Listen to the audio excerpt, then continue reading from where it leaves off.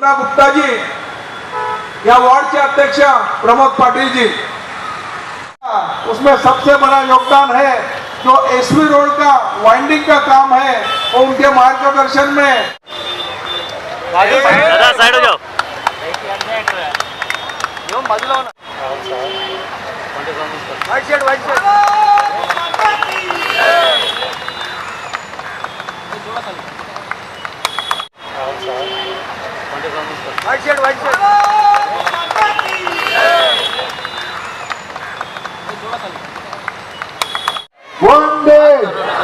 वंदे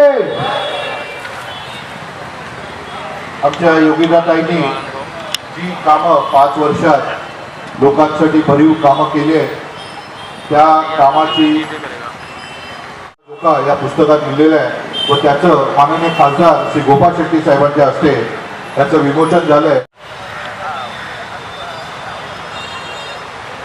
उत्तर मुंबई के नहीं आनंद तो नहीं सांसद श्री गोपाल शेट्टी जी, विनोद शेलार जी यांचं या ठिकाणी आम्ही हार्दिक स्वागत करतोय। नहीं यार लग जाएगा भी तो सर फट जाएगा तो भी कुछ नहीं होता। युनुस खान जी यांचं या ठिकाणी हार्दिक स्वागत करतोय। आप होता उत्तर में हरिहर यादव जी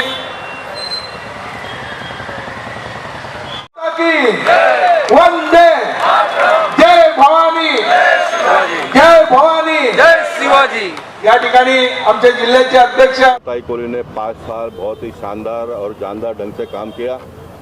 बहुत सारे काम हुए लेकिन कुछ महत्वपूर्ण कामों का अंकित इस पुस्तिका में उन्होंने करने का काम किया। एक पहली बार चुन कर आने के बाद में इतने अच्छे ढंग से काम करने वाले कुछ ही नगर सेवक मुंबई शहर में आपको मिलेंगे। उसमें से निश्चित योगिताताई का नाम अगले क्रम में लिया जाएगा। इस प्रकार का उन्होंने काम किया।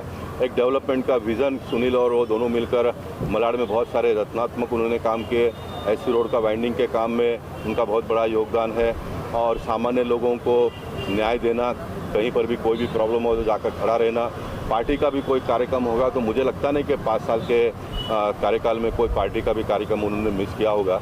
एक बहुत ही अच्छे ढंग से काम उन्होंने किया। जितना प्रेम 2017 के महानगर पालिका के चुनाव में लोगों ने वोट दिया उनको, मैं मानता हूं कि उससे भी अधिक काम करके जनता को रिटर्न देने का काम उन्होंने किया है। तो एक सांसद के नाते मेरा एक बहुत लंबा पारी उत्तर मुंबई में हुआ है, लेकिन मैं स्वयं उनके काम से प्रभावित हूं। मैं चाहूँगा कि आने वाले दिनों में राजनीतिक क्षेत्र में और अच्छा और बड़े बड़े काम उनके हाथों से हो। पूरी भारतीय जनता पार्टी उनके साथ में हमेशा रहेगी। न्यायपालिका के पेंडिंग केसेस को लेकर क्या करेंगे? नहीं, न्यायपालिका के बारे में मैं यही कहना चाहूँगा कि न्यायपालिका से जुड़े हुए लोगों को जो भी सुविधा, जो भी व्यवस्था देनी चाहिए और राज्य सरकार और केंद्र के माध्यम से सरकार के माध्यम से तुरंत मिलना चाहिए।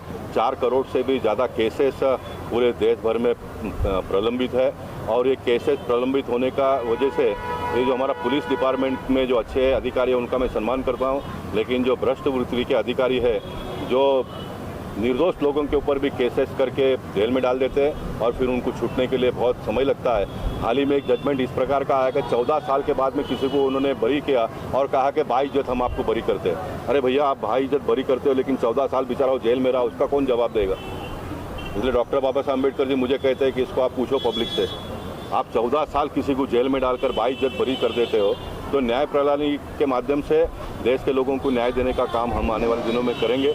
उनको जो भी सुविधा होगी वो सारा सुविधा युक्त व्यवस्था यंत्रणा के साथ में भारत सरकार और राज्य सरकार ने उनको देना चाहिए।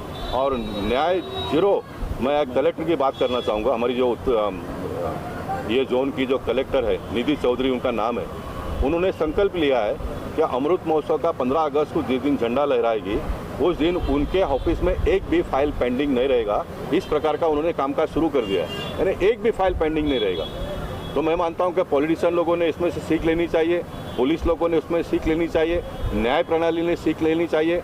तब लोगों को आज़ादी का अमृत महोत्सव 75 साल जब मना रहे, लोगों को लगेगा कि हमारा देश का आज़ादी का 75 साल हुआ है, हमको आने वाले दिनों में ये सारी सुविधाएं मिलेगी। 1 महीना छुट्टी का बोलना चाहिए। आज कार्य का आह्वान किया गया है, आपको क्या कहना है? कौन सी जो आगे आपका? सबसे पहले मैं धन्यवाद भारतीय जनता पार्टी को देना चाहूँगी, क्योंकि उन्होंने ये मुझे मौका दिया जनता की सेवा करने का। और मैं खासदार के सामने इसलिए कहती हूँ क्योंकि जब भी मैं चुन के आई तभी उन्होंने मेरा सत्कार किया था। तभी उनको मैंने वचन दिया था की साहेब मी येणाऱ्या काळामध्ये एक नगरसेवक बनून नाही तर एक जनतेची सेवक म्हणून काम करेन आणि तेच काम करून मी ह्याच पोचपावती आज सगळ्या जनतेसमोर ठेवलेली आहे। एवढंच या ठिकाणी सांगते। मैडम जैसे कि बात करें ये पुस्तिका है, इसमें आगे आप कौन कौन से कार्य करना चाहेंगी जो आगे के क्या प्रोजेक्ट हैं? देखो मेरा अधूरा काम रह गया वो हेल्थ पोस्ट का है, महिला आधार भवन का है और डिजिटल लाइब्रेरी का है। वो मैंने पास किया था, उसके लिए फंड भी पास किया था, लेकिन किसी का नाम नहीं लूँगी, उन्होंने ये काम रोकने का प्रयास किया। लेकिन आने वाले समय में मैं नगर सेविका बनूँ या ना बनूँ वो मुझे पता नहीं, लेकिन भारतीय जनता पार्टी के माध्यम से ये काम ज़रूर पूरा होगा। आगामी पंचायत चुनाव में चुनाव के पहले ही लोढ़ा जी ने आपका नाम घोषित कर दिया है, फाइनल टिकट कर दिया, क्या कहेंगे? देखो पार्टी जो सोचेगी इस पे मैं चलूँगी, लेकिन डिक्लेयर करना और ये करना वो मैं उसके लिए मैं नहीं मानती हूँ। लेकिन मैंने जनता की सेवा की है और जनता का आशीर्वाद और भारतीय जनता पार्टी की ताकत मेरे साथ है। अगर उन्होंने मौका दिया तो आने वाले समय में ज़रूर लड़ूंगी, लेकिन जनता की सेवा की। सर आपसे जानना चाहेंगे जो कार्य अहवाल लॉन्च हुआ है कितना लाभ होने वाला है आगे आने वाले चुनाव में आपको लगता है? नहीं, देखिए लाभ तो निश्चित होगा। जो मैंने आपको क्रम वाइज बताया, अगर 2014 में हमको बड़े पैमाने पे लोगों ने वोट दिया, 2014 के विधानसभा में भी वो वोट कंटिन्यू रहा, 2017 के मुंबई महानगर पालिका के चुनाव में वो कंटिन्यू रहा, 2019 के लोकसभा में वो कंटिन्यू रहा और 2019 के विधानसभा में भी वो कंटिन्यू, यानी 6 बार लगातार वो वोट कंटिन्यू रहना, ये बहुत बड़ी बात है। इसका मतलब ये होता है कि सांसद से लेकर नगर सेवक और पार्टी के कार्यकर्ता सभी लोगों को अच्छा लगे, इस प्रकार का काम उत्तर मुंबई में हो रहा है। और मैं आपको इस बात की गवाही देना चाहूँगा कि 2022 के महानगर पालिका के चुनाव में भी वही ट्रेंड कायम रहेगा। राष्ट्रीय क्या गाइडेंस देना चाहेंगे आप योगिता जी को आगे आने वाले चुनाव? गाइडेंस मैंने दे दिया उनको, मैंने अपने भाषण के माध्यम से, क्योंकि लोकशाही जो है सामान्य व्यक्ति के लिए, बड़े व्यक्ति के लिए भी है, लेकिन सामान्य व्यक्ति के लिए लोकशाही है। लोकशाही वो जूता पॉलिश करने वाला रास्ते पर बैठ के उसके लिए है, लोकशाही में रिक्शा चलाने वाले के लिए है, भाजी बेचने वाले के लिए है, पेपर वेंडर जो रास्ते पर बैठ के बेचता है उसके लिए है, सामान्य आदमी 300 फुट के घर में जो रहता है उसके लिए लोकशाही है। इसलिए जो अंतिम व्यक्ति है उसका सेवा करना ये लोकशाही का प्रथम धर्म है और भारतीय जनता पार्टी के लोग उसको बखूबी निभा रहे हैं। हम आने वाले दिनों में भी निभाएंगे। भारतीय जनता पार्टी के उम्मीदवार के नाते मलाड की जनता ने योगिता कोहली को लगभग 17,000 वोटों से यहाँ से जिताया था और 2017 में नगर सेवक बनने के बाद इस विभाग में पूरी तरह हमने झोंक के काम किया, रास्ते पे सड़क पे उतर के काम किया, चाहे कोरोना का पीरियड हो, चाहे बारिश का पीरियड हो और चाहे कैसा भी समय हो, हम लोगों की सेवा के लिए सड़क पे उतरे।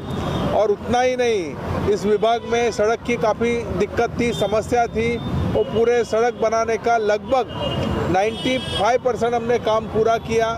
साथ ही साथ इस विभाग को बस सेवा, ये जहाँ हम बैठे हैं ये पूरा मलाड का पुराना इलाका है, गाँवठन जिसे बोलता है, यहाँ से मलाड स्टेशन जाने के लिए हमने एसी बस की व्यवस्था की।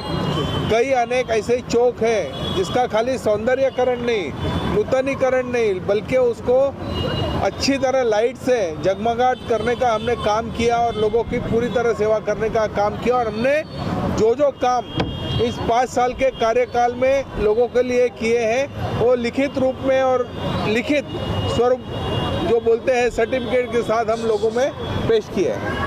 सर कहीं ना कहीं बात करें, अभी आपने कहा ये 95% आपने काम कर लिए हैं और आज मुंबई अध्यक्ष ने यहाँ पे उम्मीदवार की भी घोषणा कर ही चुके हैं, तो सर उन 5% काम और क्या तैयारी रहेगी? देखिए 5% काम ऐसा है, जैसा योगिता कोहली ने कहा, हमारा एक डिजिटल लाइब्रेरी और महिला आधार भवन और हेल्थ पोस्ट का काम, यहाँ के जो मंत्री हैं असलम शेख जी, उनको उस काम के लिए बढ़ावा देना चाहिए। मैं जाहिर रूप से मीडिया के रूप से आपको कहता हूँ कि वो हेल्थ पोस्ट के लिए 15 लाख का निधि योगिता कोहली के नगर सेवक रूप से पास हुआ और एक्चुअली जब काम की शुरुआत हुई तभी यहाँ के जो माजी 2 नगर सेवक दीपक पवार और अशोक पटेल जाके वो मंत्री जी से मिले और मंत्री ने पूरा बीएमसी को जोर लगा के जो हमारा चालू हो रहा था काम जो SWM के प्लॉट पे हमारे काम की शुरुआत हुई थी उसको रोकने का काम किया। वो रोकने का काम नहीं, वो महापाप का काम किया उन्होंने। जब कोरोना के पीरियड में हर लोगों को मेडिकल सुविधा की ज़रूरत थी और ऐसे समय हम मलाड के लोगों को हेल्थ पोस्ट की सुविधा दे रहे थे। 15 लाख के निधि से हमारी एक बिल्डिंग बन रही थी और उसके बाद की मैं बात बोलता हूँ, DPDC के फंड से उसको 5 करोड़ रुपए का निधि सैंक्शन हुआ था। उसमें हम महिला आधार भवन, डिजिटल लाइब्रेरी ये ऐसे और हेल्थ पोस्ट लोगों को देने वाले थे, लेकिन वो बहुत महापाप असलम शेख ने ये 2 नगर सेवक का सुन के जो किया है वो आने वाले समय में हम उसका जवाब देंगे। विशाल भगत जी, आपसे जानना चाहेंगे, आपके हाथ में पुस्तक है, आपने भी देखा, कार्य आह्वान के बारे में क्या कहना चाहिए? कार्य आह्वान के बारे में योगिता ताई कोली जी के बारे में इतना ही कहूँगा कि जिस प्रकार से कोरोना काल में यहाँ के लोगों जो परेशान थे, आपने देखा होगा कोई भी घर से बाहर नहीं निकलता था। उस परिस्थिति में भी योगिता ताई कोली ने सबको हर जगह पे जिसकी भी जो ज़रूरत थी उसकी वो पूरा किया और मैं उनको एक बार फिर से चुना गया है, इसके लिए मैं उनको बधाई देता हूँ और उनके आह्वान को मैं स्वागत करता हूँ। सर, आपसे लाउडर देन वर्ड्स ऐसा कहते हैं। बातें लोग करते हैं, कुछ लोग उस बातों को अमल में लाते हैं। महिला नगर सेवक होना और पुरुष नगर सेवक होने से फ़र्क है। महिला नगर सेवक होने को बाद भी उसको घर की जिम्मेदारी निभानी ही पड़ती है, ये अपने देश की एक व्यवस्था है। और पहले टर्म नगर सेवक होने के बाद में तो सीखने में ही बहुत साल जाते हैं। तो इन दोनों प्रतिकूलता के बाद में भी मैं जब बाकी नगर सेवकों को योगिता कोली जी से मैं उनकी तुलना करता हूँ तो मुझे वो बहुत ही अच्छा काम उनका दिखता है। इसके लिए जैसे रोड वाइडनिंग का काम, मैं खुद नगर सेवक रह चुका हूँ, चेयरमैन रह चुका हूँ, तो रोड भले भले नगर सेवक टॉयलेट, कोबा, गटर इसमें सीमित रह जाते हैं। रोड वाइडनिंग जैसे काम करने में अपने आप को ढालना पड़ता है, कानून का अध्ययन करना पड़ता है, एनालिसिस करना पड़ता है और अपने बात को रखकर उसको अंत तक लेके जाना पड़ता है। वो बातें, क्योंकि एसवी रोड बांद्रा से दहीसर तक वाइडन करना है, ये 7 साल से बात चल रही है जब मैं नगर सेवक था तब से। कितनी जगह पर ये अमल में आया तो निश्चित ही मैं कह सकता हूँ मलाड में ये डेफिनेटली अमल में आया, ये मैं देख सकता हूँ। आज एनवायरनमेंट की बातें करते हैं हम लोग, कितनी जगह पर लकड़ी से हम दहन करते हैं, उसके लिए इलेक्ट्रिसिटी पर्याय हो सकता है, तो कितने नगर सेवक उसके लिए भागते हैं और उसको अमल में लाते हैं। निश्चित ही योगिता कोली ने ये काम करके दिखाया है।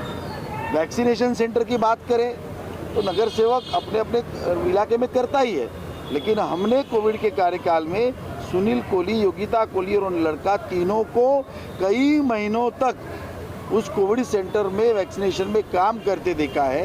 ये जो अलग बातें हैं ना, ये बहुत इम्पॉर्टेंट है। मैं ऐसा समझता हूँ, we are not only accountable for what we have done, but we are also accountable for what not we have done. हमें आमतौर पर सिखाया जाता है जो हम करते हैं उसके लिए हम जिम्मेदार हैं, लेकिन क्षमता होने के बाद भी जो काम हम नहीं करते उसके लिए भी हम जिम्मेदार हैं। और नगर सेवक वैसा ही होना चाहिए जो सभी के लिए जिम्मेदार होता है और कितना जिम्मेदारी का वहन करता है उसके ऊपर उसको आंकना चाहिए। और ये सब परीक्षा में योगिता कोली नंबर 1 है, इसके बारे में मेरे मन में दोहराई नहीं है। सुनील जी, एक चीज़ आपसे जानना चाहेंगे, जो कार्य अहवाल आप लेकर जनता के बीच जाने वाले हैं, आपको लगता है कि आपका जो चुनावी जो जंग चलने वाली है उसमें आसान होने वाला है? निश्चित ही भारतीय जनता पार्टी का जो भी उम्मीदवार ये यहाँ खड़ा रहेगा वो पिछले बार जो वोट मिले थे उससे ज़्यादा वोट पाएगा।